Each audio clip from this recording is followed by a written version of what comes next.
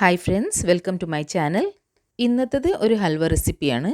ഗോതമ്പ് പൊടി വെച്ചിട്ടാണ് ഹൽവ ഉണ്ടാക്കിയിട്ടുള്ളത്. നിങ്ങൾക്ക് എല്ലാവർക്കും ഇഷ്ടപ്പെടുമെന്ന് വിചാരിക്കുന്നു. അപ്പോൾ എൻ്റെ ചാനൽ സബ്സ്ക്രൈബ് ചെയ്യാത്തവരുണ്ടെങ്കിൽ സബ്സ്ക്രൈബ് ചെയ്തിട്ട് ഒന്ന് സപ്പോർട്ട് ചെയ്യണേ. അപ്പോൾ നമുക്ക് നേരെ റെസിപ്പിയിലോട്ട് പോവാം. അപ്പോൾ ആദ്യം തന്നെ ഞാനിവിടെ 1.5 കപ്പ് ഗോതമ്പ് പൊടി എടുക്കുന്നുണ്ട്. ഇനി ഇതിലേക്ക് കുറേശ്ശെ വെള്ളം ഒഴിച്ചിട്ട് നമ്മൾ ചപ്പാത്തിക്കൊക്കെ കുഴച്ചെടുക്കൂലേ, അതേപോലെ കുഴച്ചെടുക്കണം. വെള്ളത്തിന് അങ്ങനെ പ്രത്യേക അളവൊന്നുമില്ല. ഇനി കുറച്ച് ലൂസായിട്ട് തന്നെ കുഴച്ചെടുത്താണെങ്കിൽ കുഴപ്പമൊന്നുമില്ല. നല്ല പെർഫെക്റ്റ് ആയിട്ട് കുഴച്ചെടുക്കണമെന്നൊന്നുമില്ല. ഇതേപോലെ ഒന്ന് റഫ്ലി കുഴച്ചെടുത്താൽ മതി. ഇനി നമ്മൾ ഏത് കപ്പിലാണോ ഗോതമ്പ് പൊടി എടുത്തിട്ടുള്ളത് ആ സെയിം കപ്പിൻ്റെ അളവിൽ തന്നെ ഒരു 4 കപ്പ് വെള്ളം ഇതിലേക്ക് ഒഴിച്ചു കൊടുക്കണം. ഇനി 3 മണിക്കൂർ നേരത്തേക്ക് ഇത് അടച്ചു വെക്കുക. എന്നാലേ നമുക്ക് ഇതിൽ നിന്ന് ശരിക്കും പാല് പിഴിഞ്ഞെടുക്കാൻ പറ്റുള്ളൂ. ഇപ്പോൾ ഒരു 3 മണിക്കൂർ ആയിട്ടുണ്ട്. നമുക്കിത് തുറന്ന് നോക്കാം. ഇപ്പോൾ ഈ മാവ് ഈ വെള്ളത്തിൽ കിടന്നിട്ട് നല്ല സോഫ്റ്റ് ആയിട്ടുണ്ട്. ഇനി നമുക്ക് കൈ വെച്ചിട്ട് ഇതൊന്ന് നന്നായിട്ട് ഉടച്ചെടുക്കാം. എന്നാലേ നമുക്കിതിൻ്റെ പാല് ശരിക്കും പിഴിഞ്ഞെടുക്കാൻ പറ്റുള്ളൂ. ഇപ്പം ഞാനിത് നന്നായിട്ട് ഉടച്ചെടുത്തിട്ടുണ്ട്. ഇപ്പം ഇതിൽ ഈ ഗോതമ്പ് പൊടിൻ്റെ വേസ്റ്റൊക്കെ ഉള്ളതുകൊണ്ട് നമുക്കിതൊന്ന് നന്നായിട്ട് അരിച്ചെടുക്കണം. അപ്പോൾ ആദ്യം തന്നെ നമുക്ക് ഇതുപോലത്തെ ഒരു അരിപ്പയിൽ ഇത് അരിച്ചെടുക്കാം.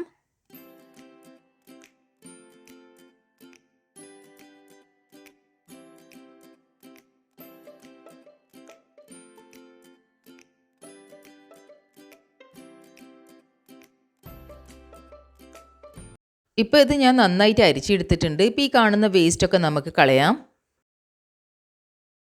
ഇനി വീണ്ടും ഇത് ഒരു പ്രാവശ്യം കൂടി അരിച്ചെടുക്കണം. ഒരു ചെറിയ അരിപ്പ വെച്ചിട്ട് നമുക്കത് അരിച്ചെടുക്കാം. ആദ്യം നമ്മൾ അരിച്ചെടുത്തത് ഒരു വലിയ ഗ്യാപ്പുള്ള അരിപ്പയിൽ വെച്ചിട്ടാണ്. ഇപ്പോൾ ചെറിയ അരിപ്പ വെച്ചിട്ട് നമുക്കിത് അരിച്ചെടുക്കാം. അപ്പം നമുക്ക് ഒട്ടും ഗോതമ്പ് പൊടിൻ്റെ വേസ്റ്റ് ഒന്നും ഇല്ലാതെ നമുക്ക് നല്ല പാല് കിട്ടും. ഇപ്പോൾ ഇതാ ഞാനിത് അരിച്ചെടുത്തിട്ടുണ്ട്. ഇത്രയും വേസ്റ്റ് ഇനിയും കിട്ടിയിട്ടുണ്ട്. അപ്പോൾ ഇത് നമുക്ക് കളയാം. ഇനി ഒരു 4 മണിക്കൂറത്തേക്ക് ഞാനത് അടച്ചു വെക്കുന്നുണ്ട്. ഇപ്പം 4 മണിക്കൂർ ആയിട്ടുണ്ട്. നമുക്കിതൊന്ന് തുറന്ന് നോക്കാം. ഇപ്പം നിങ്ങൾക്ക് കാണാൻ പറ്റും പാലടിയിലും വെള്ളം മേലെ പൊങ്ങി വന്നിട്ടുണ്ട്. ഇനി ഈ മേലെ പൊങ്ങി വന്നിട്ടുള്ള വെള്ളം നമുക്ക് ഒഴിവാക്കണം. അതിന് വേണ്ടിയിട്ട് നമുക്കൊരു കയ്യിലോ അതോ ഒരു ചെറിയ കപ്പോ എടുത്തിട്ട് നമുക്ക് ഈ വെള്ളം കോരിക്കളയാം.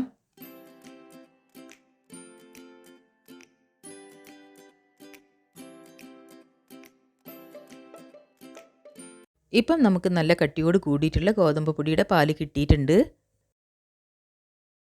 അപ്പോൾ ഇനി ഹലുവ ഉണ്ടാക്കാൻ വേണ്ടിയിട്ട് ആദ്യം തന്നെ ഒരു കാരമൽ സിറപ്പ് റെഡിയാക്കാം. അതിന് വേണ്ടിയിട്ട് ഒരു 1/2 കപ്പ് പഞ്ചസാര എടുത്തിട്ടുണ്ട്. അതിലേക്ക് ഒരു 3 ടേബിൾ സ്പൂണോളം വെള്ളം ചേർത്ത് കൊടുത്തിട്ടുണ്ട്. ഇനി നമുക്കിത് ഒരു ബ്രൗൺ കളർ ആകുന്ന വരെ ഇത് ബോയിൽ ചെയ്തെടുക്കാം. ഇപ്പോൾ ഇതിൻ്റെ ഷുഗറൊക്കെ മെൽറ്റ് ആയിട്ടുണ്ട്. ഇനി നമുക്കിതൊരു ബ്രൗൺ കളർ ആവുന്ന വരെ ഇത് ബോയിൽ ചെയ്തെടുക്കണം. ഇപ്പോൾ ഇതാ ഈ സിറപ്പ് ഒരു ഗോൾഡൻ ബ്രൗൺ കളറായി വന്നിട്ടുണ്ട്. ഇതിലും കുറച്ചുകൂടി കൂടുതൽ ഡാർക്ക് കളർ വേണം. അപ്പോൾ അതുവരെ നമുക്കൊന്ന് ബോയിൽ ചെയ്തെടുക്കാം. ഇപ്പോൾ നമ്മൾ കാരമൽ സിറപ്പ് ഒരു നല്ല ഗോൾഡൻ ബ്രൗൺ കളറായി വന്നിട്ടുണ്ട്. ഇനി ഇതിലേക്ക് നമുക്കൊരു 1/4 കപ്പ് ചൂടുവെള്ളം ഒഴിച്ചു കൊടുക്കാം. ഈ ഒരു സ്റ്റെപ്പ് ചെയ്യുമ്പം കെയർഫുൾ ആയിരിക്കണം, അല്ലെങ്കിൽ ഇത് മേലേക്കൊക്കെ തെറിക്കും. ഇപ്പോൾ നമ്മൾ കാരമൽ സിറപ്പ് റെഡി ആയിട്ടുണ്ട്. ഇനി നമുക്ക് ഫ്ലെയിം ഓഫ് ചെയ്യാം. ഇനി ഒരു നോൺ സ്റ്റിക്ക് പാൻ എടുത്തിട്ട് നമ്മൾ നേരത്തെ എടുത്തു വെച്ച ഗോതമ്പ് പൊടിയുടെ പാലില്ലേ അത് ഒഴിച്ചു കൊടുക്കാം. ഇനി ഒരു 10 മിനിറ്റ് നേരത്തേക്ക് നമുക്കിതിങ്ങനെ ഇളക്കി കൊടുക്കാം, ഇതൊന്ന് തിക്കായി കിട്ടുന്നവരെ. പിന്നെ ശ്രദ്ധിക്കേണ്ട ഒരു കാര്യം, ഇത് ഗോതമ്പ് പൊടി ആയതുകൊണ്ട് ഇത് പെട്ടെന്ന് തന്നെ അടിയിൽ പിടിക്കും. അപ്പം നമുക്കിത് ഇളക്കി കൊടുത്തുകൊണ്ടേയിരിക്കണം. ഇപ്പോൾ ഒരു 10 മിനിറ്റ് കഴിഞ്ഞപ്പോൾ ഇതിങ്ങനെ തിക്കാവാൻ തുടങ്ങിയിട്ടുണ്ട്. ഇനി ഇതിലേക്ക് ഞാൻ ഒരു 3 ടേബിൾ സ്പൂൺ വെളിച്ചെണ്ണ ഒഴിച്ചു കൊടുക്കുന്നുണ്ട്. നിങ്ങൾക്ക് വേണമെങ്കിൽ നെയ്യ് ചേർത്ത് കൊടുക്കാം. സാധാരണ നമ്മൾ ഹൽവയിലൊക്കെ വെളിച്ചെണ്ണയല്ലേ ചേർക്കാറ്, അതുകൊണ്ടാണ് ഞാൻ വെളിച്ചെണ്ണ ചേർത്ത് കൊടുത്തത്. ഇനി വീണ്ടും നമുക്ക് ഇതേപോലെ തന്നെ ഇങ്ങനെ ഇളക്കി കൊടുക്കാം.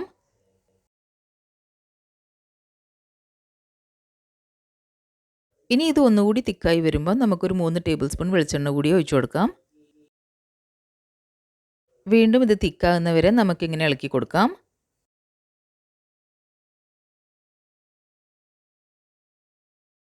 ഇനി ഇതിലേക്ക് ഞാൻ 1 കപ്പ് പഞ്ചസാര ചേർത്ത് കൊടുക്കുന്നുണ്ട്. എന്നിട്ട് നന്നായിട്ടൊന്ന് ഇളക്കി കൊടുക്കാം. പഞ്ചസാര അലിഞ്ഞ് വരുന്നതിനനുസരിച്ചിട്ട് മാവ് വീണ്ടും ലൂസാവും. ഇപ്പോൾ ഇതിലിട്ട പഞ്ചസാരൊക്കെ മെൽറ്റ് ആയിട്ടുണ്ട്. വീണ്ടും മാവ് കുറച്ച് ലൂസായി വന്നിട്ടുണ്ട്. അപ്പം നമുക്ക് ഇനിയും ഇത് കുറച്ച് തിക്കായി കിട്ടുന്നവരെ ഇതേപോലെ തന്നെ ഇളക്കി കൊടുക്കാം. ഇനി നമുക്കിതിലേക്ക് നേരത്തെ റെഡിയാക്കി വെച്ച കാരമൽ സിറപ്പ് ഒഴിച്ചു കൊടുക്കാം. വീണ്ടും നന്നായിട്ടൊന്ന് മിക്സ് ചെയ്യുക.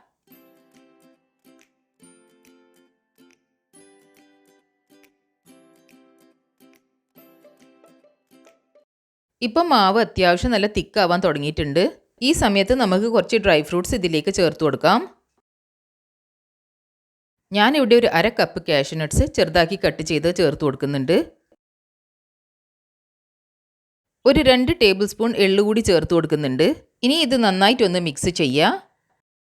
ഇനി ഇത് നല്ല തിക്കായിട്ട് പാനിൽ നിന്നൊക്കെ ഇളകി വരുന്നവരെ നമുക്ക് ഇതേപോലെ തന്നെ ഇളക്കി കൊടുക്കാം.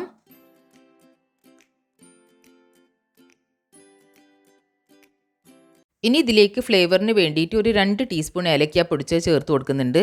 വീണ്ടും നന്നായിട്ടൊന്ന് മിക്സ് ചെയ്യുക. ഇപ്പോൾ അത് അത്യാവശ്യം തിക്കാവാൻ തുടങ്ങിയിട്ടുണ്ട്. പാനിൽ നിന്നൊക്കെ വിട്ട് വരാൻ തുടങ്ങിയിട്ടുണ്ട്. ഹലുവ ഉണ്ടാക്കാൻ വേണ്ടിയിട്ട് ഈ തിക്നെസ് ആണ് നമുക്ക് ആവശ്യം. അപ്പോൾ ഇത് നമുക്ക് റെഡി ആയിട്ടുണ്ട്. ഇനി നമുക്ക് ഫ്ലെയിം ഓഫ് ചെയ്യാം. ഇനി ഒരു കേക്ക് ടീൻ എടുത്തിട്ട് നമുക്ക് വെളിച്ചെണ്ണയോ അതോ നെയ്യോ നമുക്ക് ശരിക്കും ഇത് എല്ലാ ഭാഗത്തും അപ്ലൈ ചെയ്ത് കൊടുക്കണം.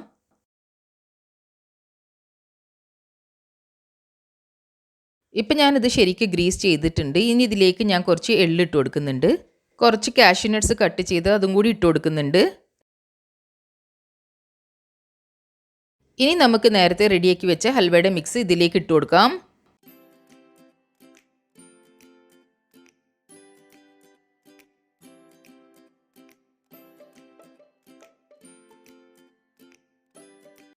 ഇനി ഒരു സ്പൂണോ സ്പാച്ചുലോ വെച്ചിട്ട് ഇതൊന്ന് ലെവൽ ചെയ്തെടുക്കാം.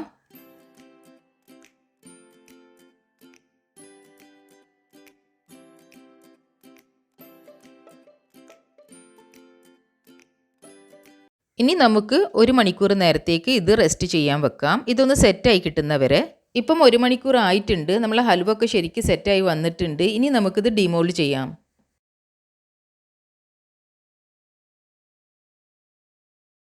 ഇപ്പം നമ്മളെ ഗോതമ്പ് പൊടി കൊണ്ട് ഉണ്ടാക്കിയ ഹൽവ റെഡി ആയിട്ടുണ്ട്. ഇത് കാണാൻ എത്ര ഭംഗിയുണ്ടോ അത്ര തന്നെ കഴിക്കാൻ ടേസ്റ്റിയാണ്. അപ്പോൾ ഇനി ഇത് നമുക്കൊന്ന് കട്ട് ചെയ്തെടുക്കാം.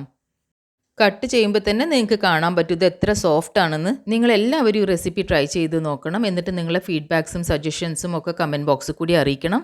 എൻ്റെ ഈ വീഡിയോ നിങ്ങൾക്ക് ഇഷ്ടപ്പെടുകയാണെങ്കിൽ ലൈക്ക് ചെയ്യാനോ ഷെയർ ചെയ്യാനോ സബ്സ്ക്രൈബ് ചെയ്യാനോ മറക്കരുത്. സബ്സ്ക്രൈബ് ചെയ്യുമ്പം തൊട്ടടുത്തുള്ള ബെൽ ഐക്കണും കൂടി ഒന്ന് എനേബിൾ ചെയ്യണേ.